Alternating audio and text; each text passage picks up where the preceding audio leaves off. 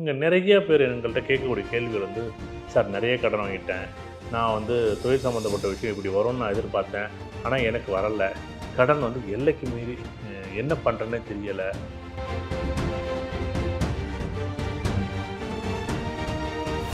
எல்லாருமே என்னென்னா, இன்னைக்கு கோடிகளில் சம்பாதிக்கணும் இதை செய்யுங்க. அப்படியெல்லாம் செஞ்சால் எல்லாருமே கோடீஸ்வரன் ஆயிருக்கலாமே. இது ஒவ்வொருத்தருக்கும் ஒவ்வொரு விதமான பாதைகள் இருக்குது.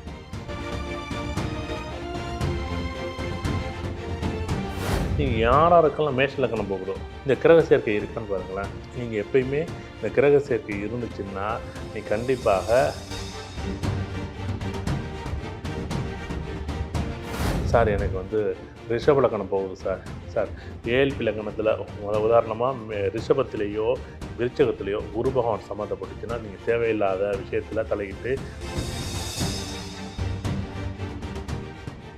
எனக்கு மிதுன லக்னம் போகுது சார். எனக்கு இதுமாரி செவ்வாய் சனி சேர்க்கை இருக்குது. கண்டிப்பாக மிதுன லக்னத்திற்கும் செவ்வாய் சனி சேர்க்கை எதிர்பார்த்த மாதிரி யோகத்தை கொடுக்கவோ கொடுக்காது.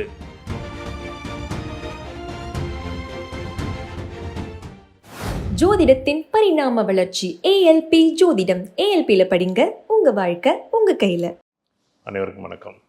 இந்த நாள் இனிய நாள். வாழ்வில் எல்லாரும் எல்லா வளமும் பெற வேண்டும். அச்சய இலக்கண பദ്ധதி ஜோதிட முறையில் கிரகங்களோட இணைவுகள் எப்படியும் வந்து ஒரு மனிதனை இயக்குது. அது எப்படி அப்படின்னு, இது ஒரு ஜோதிடர்களுக்கும் அல்லது ஜோதிடம் ஆர்வலர்களுக்கும் இல்லை ஜோதிட ஆராய்ச்சியாளர்களுக்கும் ஜோதிட நண்பர்களுக்கும் இந்த நிகழ்வு அழகாக இருக்கும். சார் எனக்கு மேஷ லக்னம் போகுது சார், எனக்கு ரிஷப லக்னம் ஏஎல்பியாக போகுது சார். அப்போ இங்கே நிறைய பேர் எங்கள்கிட்ட கேட்கக்கூடிய கேள்விகள் வந்து, சார் நிறைய கடன் வாங்கிட்டேன். நான் வந்து தொழில் சம்மந்தப்பட்ட விஷயம் இப்படி வரும்னு நான் எதிர்பார்த்தேன். ஆனால் எனக்கு வரலை. இந்த தொழில் சம்மந்தப்பட்ட விஷயம் என் வாழ்க்கையில் இவ்வளோ போராட்டமாக இருக்குது. கடன் சம்மந்தப்பட்ட விஷயம் எனக்கு இவ்வளோ எதிர்பார்த்த மாதிரி இல்லை. இப்போ நான் இந்த வாழ்க்கையில் என்னுடைய வாழ்க்கையில் வந்து கடன் வந்து எல்லைக்கு மீறி என்ன பண்ணுறேன்னே தெரியலை.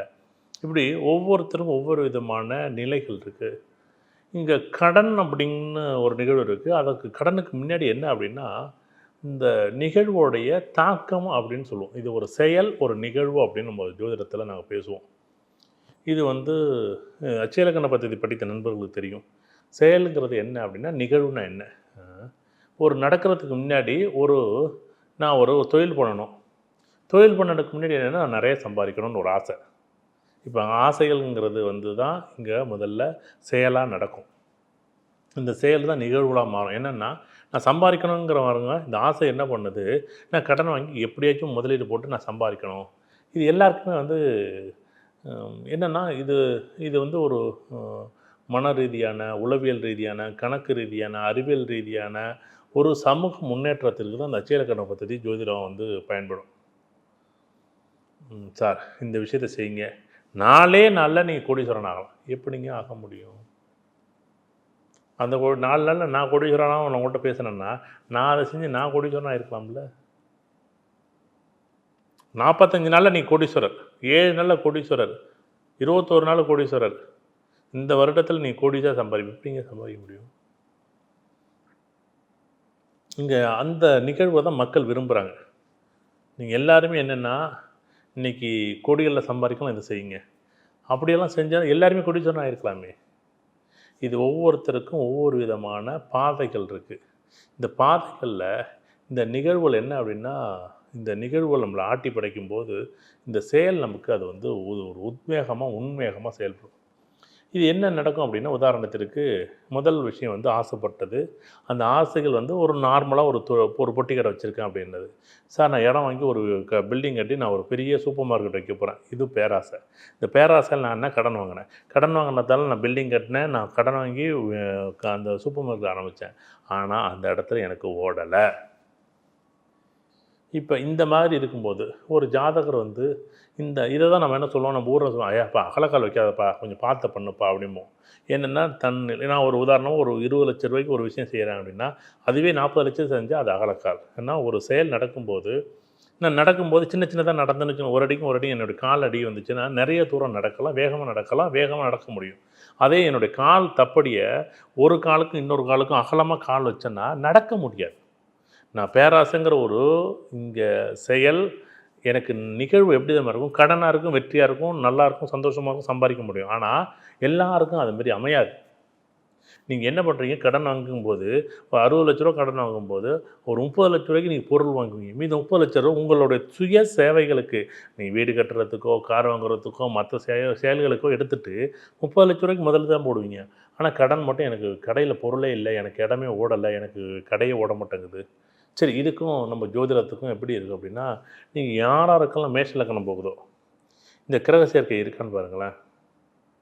நீங்கள் எப்பயுமே இந்த கிரக சேர்க்கை இருந்துச்சுன்னா, நீ கண்டிப்பாக இந்த மாதிரி உதாரணமா மேஷ லக்னத்துக்கு செவ்வாயோ, சனியோ சேர்க்கை இருந்துச்சுன்னா, கண்டிப்பாக இவர் வந்து தேவையில்லாத கடன் வாங்கி, தேவையில்லாத பிரச்சனை பண்ணி, தேவையில்லாத இடத்துல மாட்டிக்குவார்.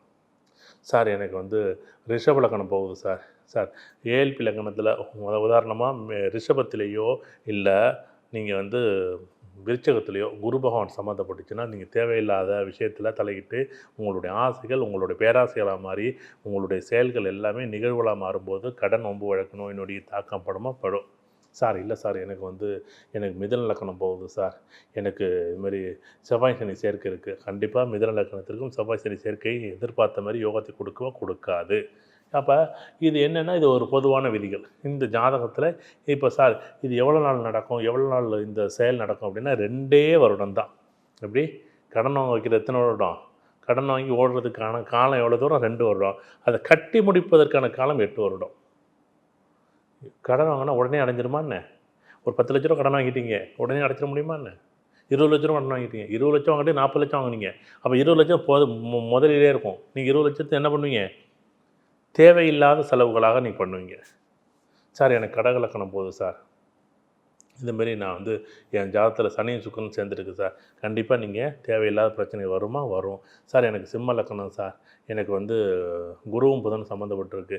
சிம்ம லக்கணம் போணுச்சுன்னா உங்கள் ஜாதகத்தில் எந்த இடத்துல அது 1ஆம் வீட்டில் இருந்தாலும் சரி, 7ஆம் வீட்டில் இருந்தாலும் சரி, எந்த வீட்டில் எந்த பாவகத்தில் எந்த ராசி கட்டத்தில் இருந்தாலும் அது தேவையில்லாத பிரச்சனை தான். என்னுடைய கடனை சின்ன சின்ன கடனெல்லாம் பெரிய கடனாக மாற்றி என்னுடைய ஆசைகள் என்னுடைய பேராசையெல்லாம் உருவாக்குமான்னு உருவாக்கும். சார் எனக்கு வந்து லக்கணம் வந்து கன்னி லக்கணம் சார், என்னுடைய வாழ்க்கையில் வந்து செவ்வாய் சந்திரன் சேர்க்கை இருக்குது சார். கண்டிப்பாக உங்கள் ஜாதகத்தில் செவ்வாய் சந்திரன் சேர்ந்துருந்துச்சுன்னா, நீங்கள் கடன் வாங்கி தேவையில்லாத விஷயத்துக்கு செலவு பண்ணி, நீங்கள் மறுபடியும் வந்து ஒரு இக்கட்டான சூழ்நிலையில் கொண்டு தள்ள போகிறீங்க. தயவு செய்து ரொம்ப கவனமாக இருங்க. சார் எனக்கு துலா லக்கணம் சார், நான் இப்போயே சொல்கிறேன், ஒரு ஜாதகத்தில் சூரியனோ சுக்கிரனோ துலா லக்கணத்தை சேர்ந்துருந்துச்சுன்னா, அவங்க நோய்வாய்ப்படுவாங்க, தேவையில்லாத நோய்வாய்ப்பட்டு சங்கடப்படுவாங்க. சார் எனக்கு விருச்சிக லக்கணம் சார், ஒரே ஒரு விருச்சிகத்தில் புதனோ இல்லை ரிஷபத்தில் புதனோ சம்மந்தப்பட்டிருந்துச்சுன்னா, கண்டிப்பாக இந்த புதனோட எந்த கிரகம் சேர்ந்துருந்துச்சுனாலும் அந்த பிரச்சனைகளை பிரச்சனை ஏற்படுத்தும், தேவையில்லா பிரச்சனை ஏற்படுத்தும். ஐயா எனக்கு தனுசு லக்கணம், எனக்கு வந்து பார்த்திங்கன்னா சந்திரனோ இப்போ வந்து சுக்கிரனோ சம்மந்தப்பட்டுச்சு அப்படின்னா, இந்த தனுசு லக்கணக்காரன் 10 வருட காலங்களுக்கு தேவையில்லாத கோர்ட்டு கேஸு வம்பு வழக்கு அவமானம் கெட்ட பேர் தேவையில்லாத வரும். சார் எனக்கு மகர லக்கணம் சார், எனக்கு சூரியனோ செவ்வாயோ சம்மந்தப்பட்டுச்சுன்னா எதிர்பாராத கஷ்டங்கள், தேவையில்லா கோர்ட்டு கேஸ் வம்பு வழக்கு, அரசாங்கம் சம்மந்தப்பட்டது, அரசியல் சம்மந்தப்பட்டது, சமூகம் சம்மந்தப்பட்ட மக்கள் தொடர்பான பிரச்சனைகள் வரும். சார் எனக்கு கும்ப லக்கணம் சார், என் ஜாதகத்தில் புதனோ இல்லை குருவோ சம்மந்தப்பட்டிருந்துச்சுன்னா, இந்த ஜாதகம் மக்கள் பணம் சம்மந்தப்பட்டது, நிர்வாகம் பண்ண தெரியாமல் இருக்கிற பணத்தெல்லாம் கொண்டு போய் இறைச்சிட்டு அது எப்படி தான் செலவாகுதுன்னு முதலே இருக்காது இந்த கும்ப லக்கணத்திற்கு. அதேமாரி மீன லக்கணத்துக்கு இந்த கிரகம் வந்து சுக்கிரனோ அல்லது சனியோ சேர்ந்துருந்துச்சுன்னா, இந்த மீன லக்கணக்காரர்கள் இந்த 10 வருட காலங்கள் தேவையில்லாத அகலக்கால் வச்சு வாழ்க்கையில் மிகப்பெரிய போராட்டத்தில் கொண்டாந்து இந்த 12 லக்கணத்துக்கு இந்த கிரக சேர்க்கை இருக்கான்னு பாருங்கள். அவங்கவங்க ஜாதகத்தில் இருந்தால் அந்தந்த காலகட்டங்கள் 2012, 2022, 2013, 2023 10 வருட காலங்கள் நீங்கள் வேண்டாம் என்றாலும் இந்த தசாபுத்திகள் எது நடந்தாலும் இல்லை ஏழ்பி லக்கணம் எப்படி இருந்தாலும் உங்களுக்கு அந்த பாதிப்பை கொடுக்கும். இது ஒரு பொதுவான விஷயம். சப்போஸ் அது லக்கணத்திலே 7ல் இருந்துச்சுன்னா, கண்டிப்பாக நீங்கள் தான் காரணம், நீங்கள் தான் அதை வந்து உருவாக்குனீங்க, நீங்கள் தான் அனுபவிக்கணும். இதை வந்து புரிஞ்சுக்கிட்டு இந்த அகலக்கால் வைக்காம ஒரு புரிதல் இருக்கும். இலக்குகள்னு ஒன்று வச்சோம்ல, 10 லட்சம் கடன் வாங்கணும், 20 லட்சம் கடன் வாங்கணும். அந்த இலக்கை வச்சது யார்? நான் தானே. அவன் எனக்கு கடன் வந்துட்டு நான் 20 லட்சம் வாங்க வேண்டிய கடனை 10 லட்சம் வாங்கியிருந்தா, 10 லட்சம் கடனே வாங்காமல் இருந்தா, அந்த கடன்கிற ஒரு விஷயம் எல்லாருமே எங்கே இருக்குன்னா, எனக்கு கடன் வந்து வரல, எனக்கு வேலை வரல, எனக்கு படிப்பு வரல. இதுதான் நம்ம இதை பற்றி அடுத்தடுத்த அட்சய இலக்கண பദ്ധதி ஜோதிடத்தை இதை தான் நம்ம பேச போகிறோம். கண்டிப்பாக உங்கள் வாழ்க்கையில் பெரிய மாற்றம் வரணும் அப்படிங்கிறத இந்த நிகழ்வு பதிவு பண்ணியிருக்கோம். உங்கள் ஜாதகத்தில் இந்த கிரகங்கள் சேர்ந்துருக்கா அப்படின்னு பாருங்கள். கண்டிப்பாக உங்கள் வாழ்க்கையில் பெரிய மாற்றம் வரணும் அப்படின்னு நான் நம்புகிறேன். இருக்காங்கிறத இந்த வீடியோட பின்னோட்ட பகுதியில் உங்களுடைய கருத்துக்களை பதிவு செய்யுங்க. ரொம்ப நன்றி. வணக்கம்.